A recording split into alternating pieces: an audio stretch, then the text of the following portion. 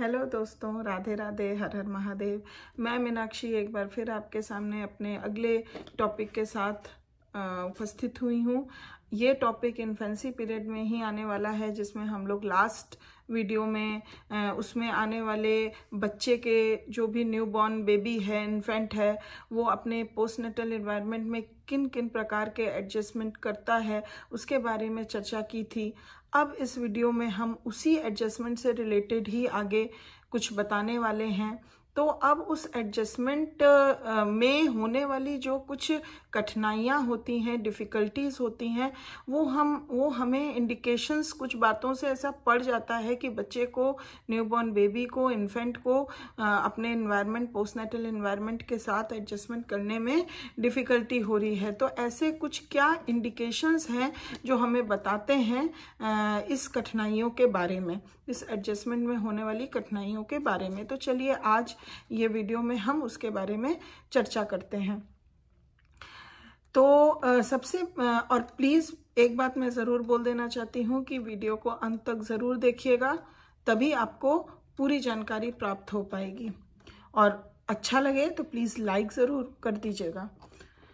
तो चलिए, सबसे पहला इंडिकेशन होता है जो हमें बच्चे के अंदर दिखाई देता है, वो होता है लॉस ऑफ वेट। जैसे ही बच्चा जन्म लेता है तो जन्म के पहले जो उसकी कंडीशन दिखती है, जो मेडिकली हमको पता रहती है कि हाँ बच्चा हेल्दी है, बच्चे का वेट इतना है, जो भी कुछ हमें उसके बारे में पता रहता है। जब बर्थ हो जाता है तो कुछ दिनों से एक हफ्ते तक में हम देखते हैं कि उसमें एक रिग्रेशन सा दिखाई देता है, एक लॉस ऑफ वेट दिखाई देता है।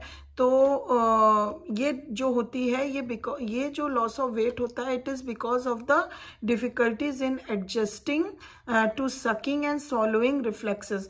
जब बच्चा जन्म लेता है तो सकिंग एंड सॉलोइंग रिफ्लेक्सेस जो उसके अंदर डेवलप होते हैं, जिससे वो नरिशमेंट ले सके अपने लिए, तो उसमें उसको कुछ डिफ़िकल्टी होती है, जिस वजह से जितना नरिशमेंट उसको मिलना चाहिए उतना नहीं मिल पाता है।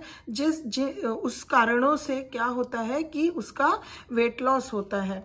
The newborn infant usually loses weight during the first week of postnatal life। तो ये एक इंडिकेशन होता है जिससे हम जान सकते हैं कि हाँ बच्चे को अपने पोस्टनेटल एनवायरनमेंट में एडजस्ट होने में कुछ डिफ़िकल्टी आ रही है। दूसरी बात अगर हम इंडिकेशन की करें तो वो है डिसऑर्गेनाइज्ड बिहेवियर। कुछ ऐसे डिसऑर्गेनाइज्ड बिहेवियर हमको बच्चे के अंदर देखने में मिलते हैं आफ्टर बर्थ, जिससे कि हम अंदाज़ा लगा सकते हैं कि हाँ वो कहीं ना कहीं उसको एडजस्टमेंट करने में दिक्कत आ रही है। फॉर द फर्स्ट डे और 2 of postnatal life all infant show relatively disorganised behaviour. For example अगर हम देखें कि बच्चे में इरेगुलरिटी, ब्रीदिंग में इरेगुलरिटी देखने को मिलती है, इरेगुलर ब्रीथिंग रेट देखने को मिलते हैं, फ्रीक्वेंट यूरिनेशन, बच्चा बार बार यूरिन करता है, एंड डेफिकेशंस एंड यूरिनेशंस फ्रिक्वेंट होने लगती है, वीजिंग होता है, रिगर्गिटेशन होने लगता है, जिसमें जो भी बच्चा जो भी बच्चा मिल्क कहिए या जो भी कुछ कहिए, जो भी उसके अंदर रहता है वो फिर से एक वॉमिट रूप में बार बार माउथ में आ जाता है। This is due partly to pressure in the brain during birth which results in a stunned state and partly to the undeveloped state of the autonomic nervous system and autonomic nervous system which controls body homeostasis. तो देखा जाए कि ये सारी चीज़ें disturbed होने के कारण जो है बच्चा कुछ तरीकों की डिसऑर्गेनाइज्ड बिहेवियर दिखाता है, जिससे हमको समझ में आ जाता है, ये इंडिकेट करता है कि बच्चे को अपने बाहरी इन्वायरमेंट, पोस्टनेटल इन्वायरमेंट से एडजस्ट होने में कहीं ना कहीं डिफ़िकल्टी हो रही है। तीसरी बात अगर हम इसमें देखें इंडिकेशन की, तो वो है infant mortality. Even today, the rate of infant mortality during the first 2 days of postnatal life is high। अगर हम देखें कि अगर आज के दिन भी हम देखें तो फर्स्ट 2 वीक्स के अंदर हाई मोर्टेलिटी रेट देखने को मिलता है।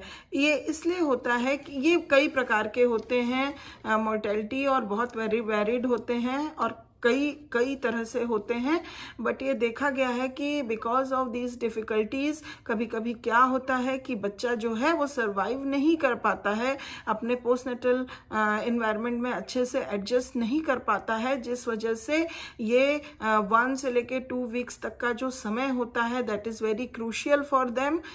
तो अगर वो अपने एनवायरनमेंट से सर्वाइव कर गया तो मतलब फिर वो उसका अच्छा प्रोग्रेशन होता है। अदरवाइज कभी कभी ये भी देखा गया है कि वो ज़्यादा डिफिकल्टी होने के कारण उसकी वो सर्वाइव भी नहीं कर पाता है। That's why this is the very crucial period for the infant to survive, and that's why it has been seen कि इस दौरान में हाई मोर्टेलिटी रेट देखने को मिलती है। तो ये जो है कुछ इंडिकेशंस हैं जो हमें बताते हैं कि बच्चा अपने पोस्टनेटल लाइफ में किस तरह से एडजस्ट कर रहा है और उसको कितनी डिफिकल्टीज हो रही हैं। तो आज के लिए बस इतनी ही इन्फॉर्मेशन। अब इसी सारांश में हम आगे और भी बहुत रोचक जानकारी इन्फेंट्स और इन्फेंसी पीरियड के बारे में देखेंगे, जिससे कि हमें बहुत कुछ सीखने को और जानने को मिलेगा। तो प्लीज़ आप मेरी नेक्स्ट वीडियो को भी ज़रूर वॉच करिएगा, और उसके लिए अगर सब्सक्राइब नहीं किया है तो प्लीज़ जल्दी से कर दीजिए। और बहुत बहुत आपका धन्यवाद कि आपने मेरे वीडियो को देखा। कुछ उससे अगर आपने सीखा है तो ये मेरे लिए बहुत अच्छी बात है। और अगर आप कुछ मुझसे पूछना चाहते हैं, जानना चाहते हैं, तो प्लीज़ कमेंट करके ज़रूर बताइए। अगर कोई आपका फीडबैक है तो वो ज़रूर दीजिए, क्योंकि मैं आप लोगों से बहुत कनेक्ट करना चाहती हूँ और भी बहुत सारी जानकारियाँ जो है, इन्फॉर्मेशन जो है वो आपको देना चाहती हूँ।